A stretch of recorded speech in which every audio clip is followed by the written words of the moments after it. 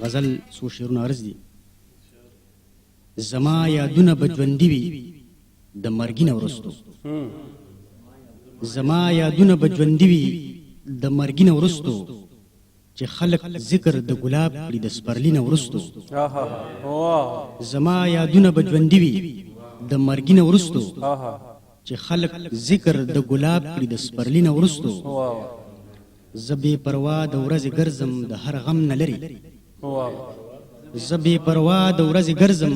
د هر غم نه لرې. زه بس خراب شم اکثر د ماښامي نه وروستو. زه بې پروا د ورځې ګرځم د هر غم نه لرې، زه بس خراب شم اکثر د ماښامي نه وروستو. نن د ساګانو خوشبویي دی تر کوڅې را رسي، نن د ساګانو خوشبویي دی تر کوڅې را رسي. داسې ښکارېږي ته ولاړه یې بوتکي نه وروستو. او خبره لاړه په حجره کې د هر چا په خوله شوه، خبره لاړه په حجره کې د هر چا په خوله شوه. ستا د مات شوي بېګاني هغه بنګړي نه وروستو. خبره لاړه په حجره کې د هر چا په خوله شوه، ستا د مات شوي بېګاني هغه بنګړي نه وروستو. یو لیوني په ځمکه مړاوي ګل ته وجړل، او یو لیوني په ځمکه مړاوي ګل ته وجړل، او بیا ور روان شه د یو اوږد اسویلي نه وروستو. هغه د ښکاري جړغونی دی ستت غوندې دی، هغه د ښکاري جړغونی دی ستت غوندې دی. د سوات تصویر د بارودونو د لوګي نه وروستو. هغه د ښکاري جړغونی دی ستت غوندې دی، د سوات تصویر د بارودونو د لوګي نه وروستو. زما ستا جنګ دی سترګې منځ ته پکې مه راوله، زما ستا جنګ دی سترګې منځ ته پکې مه راوله. ما سره پاتې به بیا څه شي د زړګي نه وروستو. زما ستا جنګ دی سترګې منځ ته پکې مه راوله، ما سره پاتې به بیا څه شي د زړګي نه وروستو. یو د تصویر وي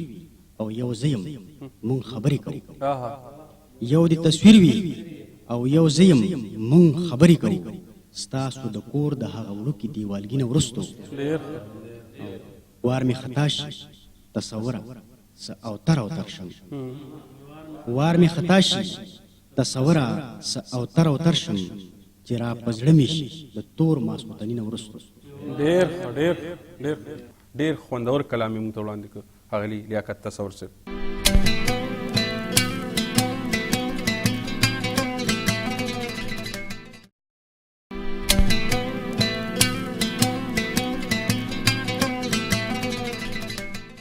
لیاقت تصور صاحب نه پس د مشاعرې بل شاعر انور چراغ یوسفزي له د سایل صاحب په دې شعر باندې مایک ته د راتلو بلنه ورکوم. دا چې د همه دنیا خوړلې وخت په وخت یمه، دا چې د همه دنیا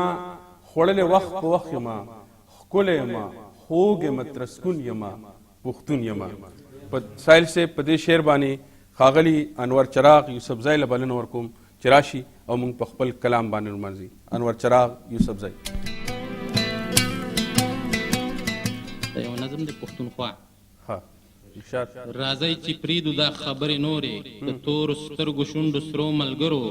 وګټو ځان له خپل کام له وطن د وطن ټولو پښتنو ملګرو. که خپلواکي او خپل اختیار غواړئ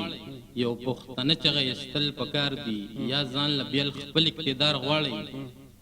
دا د کارون بچی وجل پکار دي، چې کړو ښایسته په خپلو وینو وطن زړونو کې پروت د ارمانونو وطن. ډېر ښه چراغ صاحب. د ابدالي د تورې شړنګ جوړ کئ، پاسئ ملګرو لور په لور خواره شئ، چې چرته څوک درته په بده ګوري وښایئ هغو ته خپل زور خواره شئ. کړئ د شیرشاه تاریخ ژوندی روڼو، چې د پښتون زور او طاقت ومني. ورځئ په مخ کې چې تېرستو نه شئ، چې در له ځان له سلطنت ومني. لاپس د هغې ژرندې پل نه دی، سر د پیرغون چې پکې دل نه دی. او د دې وطن بربادي نشو لیدی، که څوک یې غواړي نو دشمن دی زمونږ. منو سرپه به په خپل سر ونه کړي، شاه زلمی هر یو غیرتمند دی زمونږ. مونږ به د خپل ځان هېڅ پروا ونه کړو، ګرانه وطن چې آباد کوتا یا به د خپل سرونه ستانه گزار یا لرې نه ده چې آزاد کوتا یا به په خپل وینو ولمبیږو یا به په خپل وطن کې وخندیږو ډېر او چې خپه نشي پسرلی یارانه مونږ ستا ګلونه بویولی نه شو څو پابندي زمونږ په ژبه چې ده ستا د ښایست نغمې ویلی نه شو چې موشي پټې دا سرتورې پیغلې د خپلواکۍ سندرې وایي دلته د هغې ورځې انتظار کومه چې ټول بچي مې په خندای دلته بیا به په تمه هر سړی د راتلو سپرلیه تا ته هر کلی د راتلو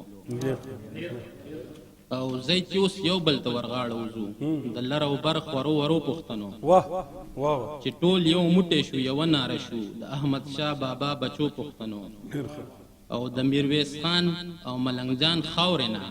یو بل له لاس د ورورولۍ ورکو د خوشحال خان او باچا خان خاورې له زیری د امن خوشحالۍ ورکو د پښتونخوا د زړه به ور روغ شي د پښتونخوا د زړه به ور روغ شي کمی کابل او پیښور روغ شي زی چې اوس یو بل ته ورغاړه وځو د لر او بر خورو ورو پښتنو چې ټول یو موټی شو یوه ناره شو د احمد شاه بابا بچو پښتنو د میرویس خان او ملنګ جان خاورې نه یو بل له لاس د ورورولۍ ورکو د خوشحال خان او باچا خان خاورې له زیری د امن خوشحالۍ ورکو د پښتونخوا د زړه به ور روغ شي کمی کابل او پیښور روغ شي او پښتنه خاوره د پښتون کام ده په دې کې بل څوک اوسېدلی نه شي که ځینې خلک بربادي غواړي دغه ارمانې سر کېدلی نه شي او تخت د دیلي به هېرولو ګرانه تخت د دیلي به هېرولو ګرانه هغه به دا وطن زیبا یادوو دا دی زمونږ د ښکلاګانو وطن چې می بابا به پښتونخوا یادوو او چراغ لرمه په زړه دغه ارمان خپله وطن که مې تشي جانان ډېر اعلی دا انور چراغ یوسفزی صاحب چې ډېر خوندور او ډېر زړه پورې نظم یې موږ ته وړاندې کړ د مشاعرې په دې مرحله کې د پښتو ادبي او کلتوري تړون متحده عرب اماراتو ګران صدر ښاغلی فضل سبحان عبید صاحب چې د پښتو ژبې د دې دور د غزل د نظم د سندرې یو نماینده شاعر دی هغه که د کراچۍ پښتون له آواز ورکړی دی نو د پیښور د کابل د جلال آباد پښتون ته هم نه دی هیر شوی او دا خبره به د تاریخ یو ایسۍ چې د هغه عمړی کتاب لیونی موسم دا یو تاریخي خبره ده چې په تیر 2 کاله کې د هغې 15 اډیشنونه خرڅ شو او بار خلک غوښتنې کوي چې د هغې بل اډیشن پکار دی د هغې بل اډیشن پکار دی ډېر نوموړي شاعر خپل ډېر خوږ او ګران ملګري فضل سبحان عبید صاحب له هم د عبید صاحب په دې شعرونو مایک ته د راتلو بلنه ورکوم چې پښتانه چرې کلار نشو د یو بل د مرګه پښتانه چرې کلار نشو د یو بل د مرګه که خویندو میندو ورته ډېرې لوپټې ونیوې